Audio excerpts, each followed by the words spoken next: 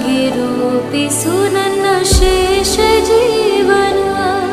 ನನ್ನ ಬದುಕು ದಿನಗಳು ಲೆಕ್ಕಿಸಲು ಕಲಿಸಯ ದೇವಾಯಿ ಭುವಿಯ ಬಿಡುವ ಘಳಿಗೆ ನನಗೆ ತೋರಿಸು. ಇನ್ನು ಸ್ವಲ್ಪ ಕಾಲವು ಆಯುಷ ಹೆಚ್ಚಿಸು, ನನ್ನ ಬದುಕು ತೆತ್ತುಕೊಳ್ಳುವೆ.